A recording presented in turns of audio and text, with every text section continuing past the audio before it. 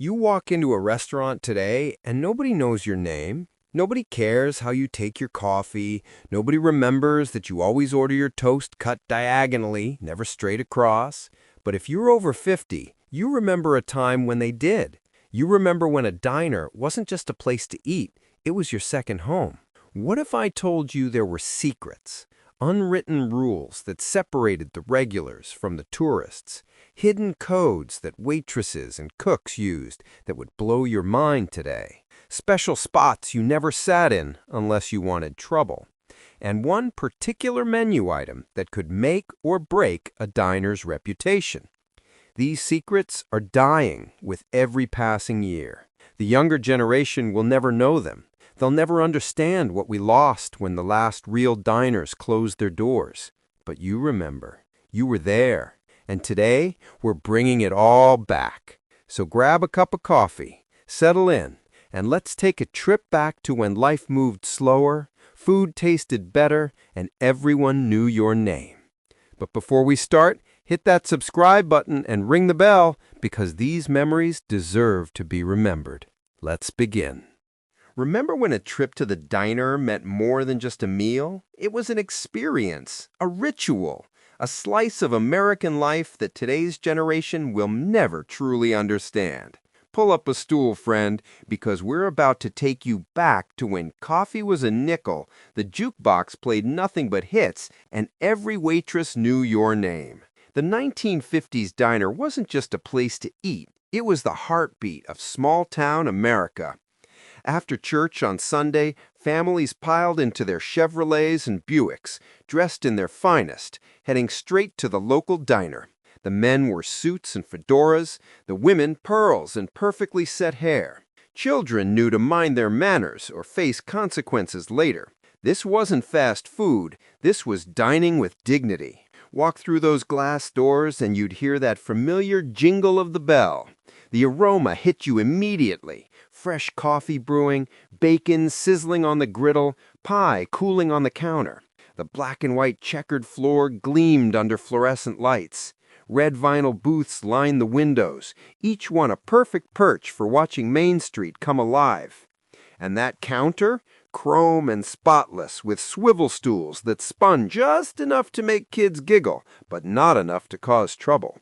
But here's what made those diners truly special. The secrets. The unwritten rules, the little details that separated regulars from tourists. First secret, never, and I mean never, sit in someone's regular spot. Old Bill always took the corner booth by the window at 7 a.m. sharp. Mrs. Henderson claimed the middle stool at the counter for her afternoon coffee and gossip session. Violate these sacred territories, and you'd get looks that could curdle milk. Second secret, the menu was merely a suggestion. Seasoned diners knew that Stella, the head waitress with the pencil tucked behind her ear, could whip up anything you wanted. Eggs scrambled soft with extra butter? She knew. Toast cut diagonal, never straight across? Already writing it down. Hamburger with pickles on the side, not on the bun? Consider it done. The printed menu was for newcomers. Real customers ordered by relationship, not by list. Third secret, the coffee cup was never empty. Never. Watch any diner regular and you'd notice something magical. Their cup somehow stayed filled without them ever asking. The waitresses had a sixth sense, swooping in with that glass pot right when you hit that final sip.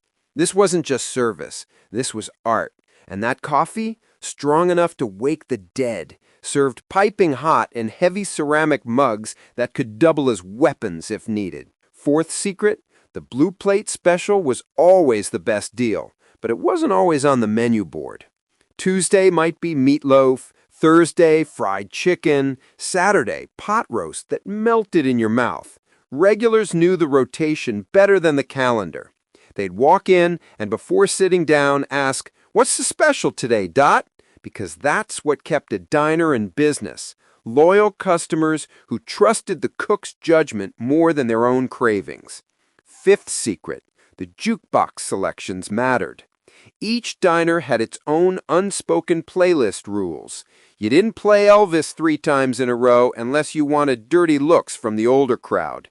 You definitely didn't pump quarters into it during the breakfast rush when folks were trying to read the paper in peace. But come evening, when the teenagers rolled in after the sock hop, that jukebox came alive with Chuck Berry, Buddy Holly, and Little Richard. The music marked time better than any clock.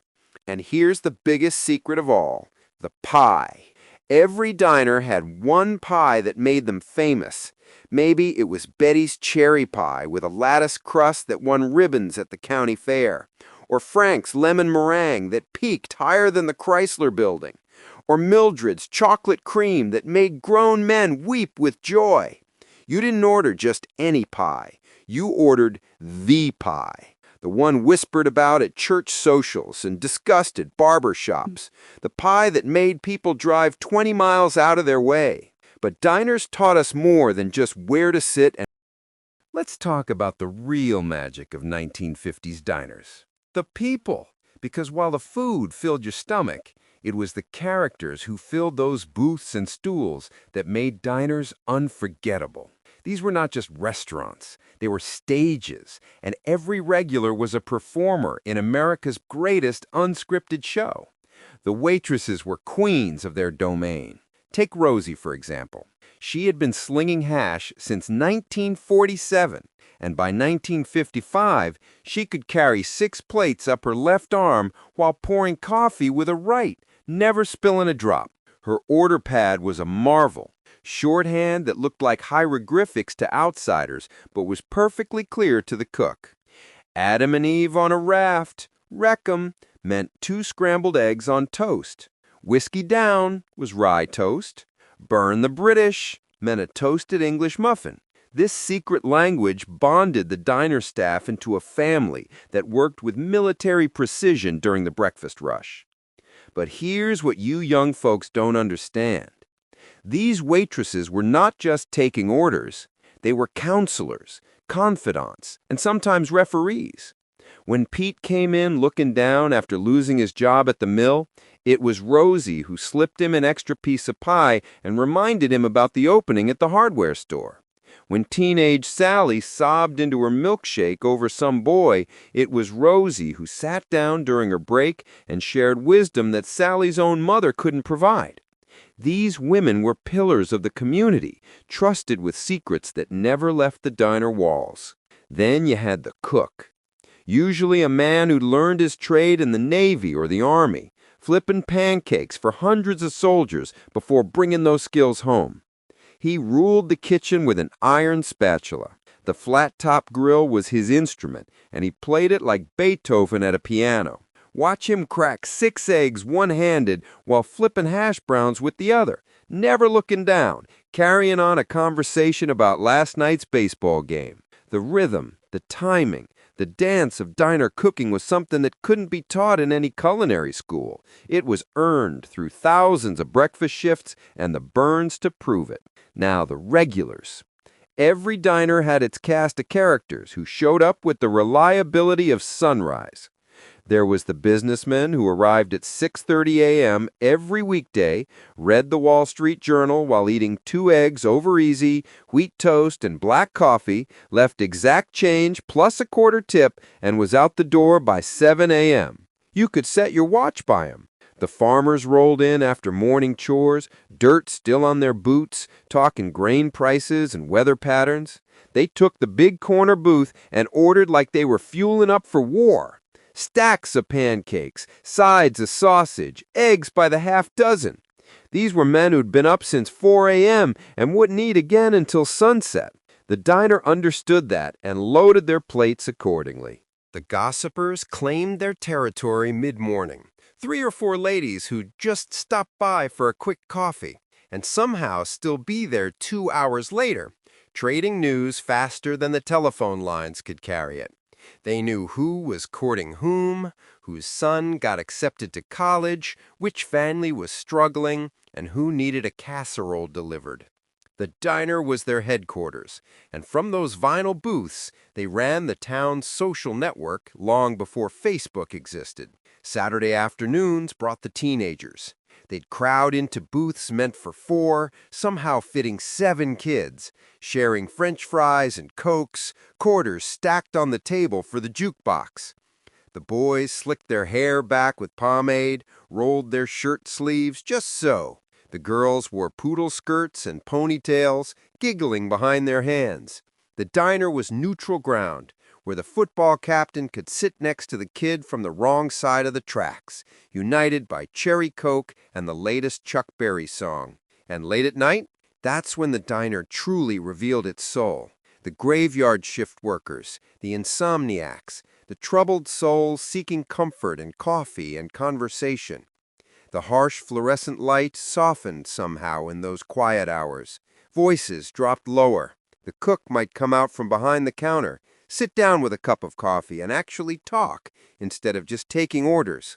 These were the hours when strangers became friends, when secrets were shared, when the diner became a sanctuary. Here's what made it work: respect. Everyone respected everyone else's space, story, and situation.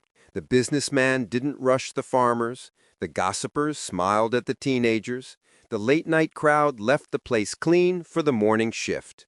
So what happened? Why did the diner culture of the 1950s disappear like smoke from a lucky strike? Why can't we just rebuild these chrome and vinyl time capsules and recapture that magic? Because it's not about the building, friend. It's about what we lost along the way. We lost time. In the 50s, people had time to sit, time to savor, time to watch the world go by through a diner window while nursing a cup of coffee that cost a dime. Today, we want our food handed through a car window in 90 seconds flat. We eat lunch at our desks, dinner in front of the television, breakfast standing at the kitchen counter. The very idea of sitting at a counter for an hour, chatting with strangers, feels wasteful, inefficient. We've been trained to value speed over experience, convenience over connection. We lost trust. In 1955, you left your house unlocked. You knew your neighbors. The waitress at the diner knew your kids' names, your wife's birthday, your father's favorite pie. That level of trust and intimacy wasn't quaint. It was survival. Communities took care of their own because they had to. Today, we barely know the people living next door. The idea of a waitress asking about your personal life feels invasive rather than caring. We've traded trust for privacy, community for independence. We lost patience. Those diners moved at a human pace. The cook wasn't racing against a timer. The waitress wasn't juggling 16 tables. Food took time because it was made from scratch, right there, by someone who took pride in their work. A hamburger wasn't assembled in 30 seconds from frozen components. It was hand-formed, seasoned, grilled to order. Real mashed potatoes were peeled, boiled, and mashed with butter and cream. Gravy was made from drippings, not powder. Today, we've been conditioned to expect everything instantly. Waiting 10 minutes for food feels like an eternity. We lost standards. And I am not talking about the food, though that's certainly part of it. I am talking about how we present ourselves, how we treat others, how we exist in public spaces. In the 50s, you dressed for the diner. Men wore hats. Women wore gloves. Children were expected to behave. This wasn't about being stuffy or pretentious. It was about respect. Respect for yourself, for others, for the establishment. Today, people show up everywhere in pajama pants and stained t-shirts. We've confused comfort with appropriateness, and we've lost something valuable in the translation. We lost the human element. Modern restaurants run on computers, automated systems, apps, and algorithms. You can order, pay, and leave without speaking to a single human being. The 50s diner, it was all human. Every interaction, every order, every conversation required looking someone in the eye, using your words, engaging with other people. Those waitresses remembered your name, your order, your story, not because a computer told them, because they cared, because you mattered. Try finding that at a franchise restaurant today. We lost the neighborhood. The diner was possible because people lived, worked, and socialized in the same community. You'd see the same faces at the diner, church, the barber shop, the post office. Today, we commute an hour to work, shop at megastores miles away, have friends scattered across different zip codes. The tight-knit neighborhood that supported and sustained the local diner simply doesn't exist for most Americans anymore. You can't build community when everyone is always leaving. We lost affordability. In 1955, a working man could feed his family at the diner without stress. A complete breakfast cost less than an hour's wages. Today, taking a family afford to even a casual restaurant can cost $60 or $70. The economic equation that made diners accessible to everyone, from the doctor to the factory worker, has been demolished by inflation, rising costs, and corporate consolidation. The diner was the great equalizer. Everyone could afford to be there. But here's the hardest truth. We lost the want. We stopped wanting the things that diners provided. We chose convenience over quality, speed over service, solitude over community.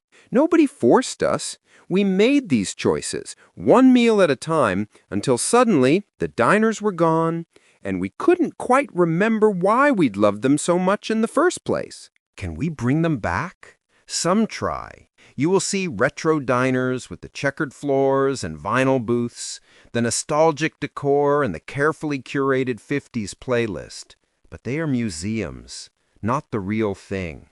Because you can't manufacture community. You can't fake the relationships that took years to build.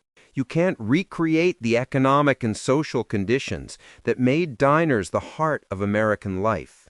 So what do we do with these memories? We honor them. We share them with those who never experienced them. We remember that once, in a simpler time, you could walk into a diner and find everything that made America great. Honest work, fair prices, good food, better company, and the understanding that we were all in this together.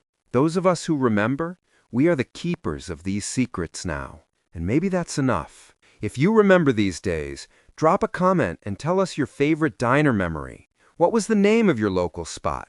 What did you always order? Who was the waitress that knew your name?